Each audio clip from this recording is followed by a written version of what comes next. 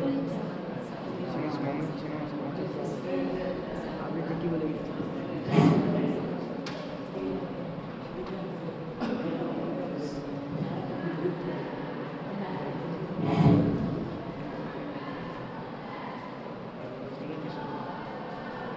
আলাইকুম ওয়া রাহমাতুল্লাহ। আল কোরআন একাডেমি মুতাফারিকা বিভাগ কর্তৃক আয়োজিত আজকের এই অনুষ্ঠানের সম্মানিত সভাপতি ও বিজ্ঞ বিচারক মণ্ডলী, আমন্ত্রিত ও অতিথিবৃন্দ, আমার প্রিয় বন্ধু, প্রদীপীয় ছাত্রভাইয়ের সবাইকে আন্তরিক শুভেচ্ছা ও অভিনন্দন। আজকে আমি আমার বক্তব্যের বিষয় হিসেবে নির্ধারণ করেছি জিলহজ মাসের আমল সম্পর্কে। ভাইয়ারা আমার, আল্লাহ তাআলা আশহুরুল হুরুম বলে কোরআনে কিছু মাসের নাম উল্লেখ করেছেন। এই আশহুরুল হুরুমের মধ্যে একটি মাস হলো জিলহজ মাস। এই জিলহজ মাসে আল্লাহ তাআলা কোরআনে ইরশাদ করেছেন ওয়া লায়ালিন আশর, অর্থাৎ আল্লাহ তাআলা 10টি দিনের কসম করেছেন। এই 10টি দিনে কিছু কিছু আলেমরা এই 10টি দিনকে জিলহজ মাসের 10টি দিন বলেছেন, কিন্তু বাংলাদেশের অধিকাংশ মানুষই এই 10টি দিন সম্পর্কে অজ্ঞাত, অর্থাৎ তারা জানে না।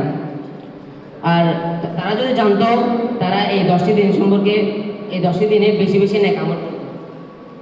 রমজান মাসের শেষ 10টি দিন যেমন খুবই গুরুত্বপূর্ণ, তেমনিভাবে জিলহজ মাসের প্রথম 10টি দিনই খুবই গুরুত্বপূর্ণ। আজ আমি আপনাদেরকে জিলহজ মাসের কিছু আমল সম্পর্কে বলতে চাই।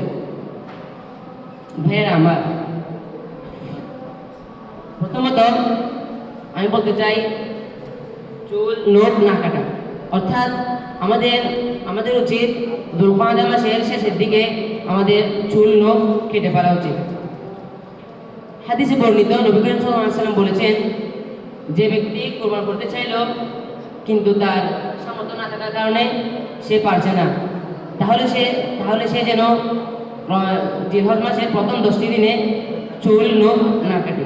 অর্থাৎ এখান থেকে বোঝা যাচ্ছে যে আমাদের জিলহজ মাসের প্রথম 10টি দিনে চুল নখ না কাটা। দ্বিতীয়ত, প্রথম 9 দিনে রোজা রাখা। প্রথম 9 দিনে রোজা রাখার কথা বলেছেন এখানে, কারণ এই জিলহজ মাসটি মূলত জিলহজ মাসটি পবিত্র মাস, তাই এখানে প্রথম 9 দিনে রোজা রাখার কথা বলেছেন। তৃতীয়ত, বেশি পরিমাণ জিকির করা।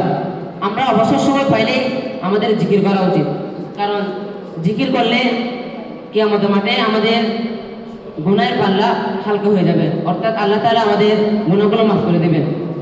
জিকির অনেক রকমের হতে পারে, যেমন সুবহানাল্লাহ, আলহামদুলিল্লাহ, লা ইলাহা ইল্লাল্লাহ, আল্লাহু আকবার, অথবা লা ইলাহা ইল্লাল্লাহ ওয়াহদাহু লা শারীকা লাহু, লাহুল মুলকু ওয়া লাহুল হামদু ওয়া হুয়া আলা কুল্লি শাইইন কাদির। তাই অর্থাৎ আমাদের বেশি পরিমাণ জিকির করতে হবে। চতুর্থ, বেশি পরিমাণ তাকবীর পাঠ করা। এই 10টি দিনে, জিলহজ মাসের এই 10টি দিনে আমাদের বেশি পরিমাণ তাকবীর পাঠ করতে হবে, কারণ তাকবীর পাঠ করলে আমাদের গুনাহগুলো মাফ হয়ে যাবে। তাকবীরটি হলো আল্লাহু আকবার, আল্লাহু আকবার, লা ইলাহা ইল্লাল্লাহ, আল্লাহু আকবার, আল্লাহু আকবার ওয়া লিল্লাহিল হামদ। পঞ্চম, সাদকা প্রদান করা। যাদের সামর্থ্য আছে তাদের সাদকা প্রদান করা উচিত। যারা গরিব অথবা আর্থিক সমস্যায় আছে তাদেরকে অর্থের মাধ্যমে সাদকা প্রদান করা উচিত। ষষ্ঠ, বেশি বেশি দোয়া করা। আমাদের উচিত প্রতিদিন 5 ওয়াক্ত ফরজ নামাজের পর বেশি বেশি দোয়া করা উচিত। আমাদের মা বাবার প্রতি, পুরো বিশ্বের প্রতি, আর বর্তমানে যারা যুদ্ধে আছে ফিলিস্তিন ভাইদের প্রতি দোয়া করা উচিত। সপ্তম, বেশি বেশি নফল ইবাদত করা। আমরা অবসর সময় পাইলে আমাদের নফল ইবাদত করতে হবে এই 10টি দিনে। 5 ওয়াক্ত নামাজের পর এই 10টি দিনে আমাদের নফল ইবাদত করা উচিত। অষ্টম, তাওবা করা। আমরা যখন কোনো মন্দ কাজ করি অথবা খারাপ কাজ করি, তারপরে যখন আমাদের কষ্ট লাগে আমরা তাহলে সাথে সাথে আমরা তাওবায় নেমে যাব, কারণ এই সময়টি হলো তাওবার সময়।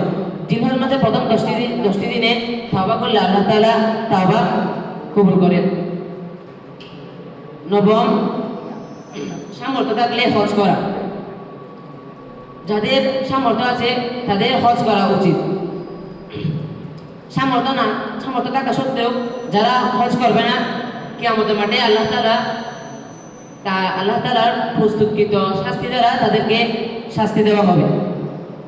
অর্থাৎ আমাদের এখান থেকে বোঝা যাচ্ছে যে আমাদের সামর্থ্য থাকলে হজ করতে হবে। দশম, কুরবানি করা। যাদের যাদের সামর্থ্য আছে তাদের কুরবানি করা উচিত। হাদিসে বর্ণিত নবী করিম সাল্লাল্লাহু আলাইহি ওয়াসাল্লাম বলেছেন, যাদের সামর্থ্য থাকা সত্ত্বেও কুরবানি করলো না তারা যেন ঈদগাহের মাঠের কাছেও না আসে। অর্থাৎ এখান থেকে বোঝা যাচ্ছে যে নবী করিম আমাদেরকে অনেক জোর দিয়ে বলেছেন, যাদের সামর্থ্য থাকা সত্ত্বেও কুরবানি করবে না তারা যেন ঈদগাহের মাঠে না আসে। অর্থাৎ আল্লাহ তাআলা আমাদেরকে এই 10টি জিলহজ মাসের 10টি আমল ভালোভাবে আমল করার তৌফিক দান করুন। এই বলে আমার বক্তব্য এখানে শেষ করছি। ওয়া আখিরু দাওয়ানা আলহামদুলিল্লাহি রাব্বিল আলামিন। আসসালামু আলাইকুম ওয়া রাহমাতুল্লাহ।